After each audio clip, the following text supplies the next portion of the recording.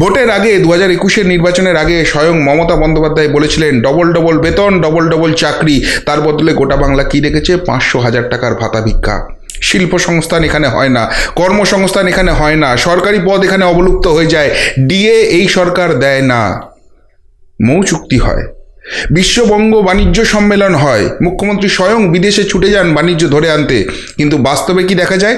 শুধুমাত্র তোলাবাজি, শুধুমাত্র অত্যাচার এবং ইডি সিবিআইয়ের দৌড়। যেখানেই দৌড়ে যাচ্ছে সেখান থেকেই তুলে আনছে তোলাবাজ নেতাদের, যাদের কোটি কোটি কোটি কোটি টাকার সম্পত্তি হয়েছে। আর এই বাংলার মানুষের পেটে লাথ মেরে তাদের ন্যায্য পাওনার চালটা, ডালটা, গমটা, রেশনের সমস্ত কিছু চুরি করে নিয়েছে মমতা বন্দ্যোপাধ্যায়ের পাশে বসে থাকা বালু মল্লিক। এবং যেভাবে চুরিটা হয়েছে সেটা একটা সংগঠিত ডাকাতি। একা বালু মল্লিকের পক্ষে এটা করা সম্ভব নয়।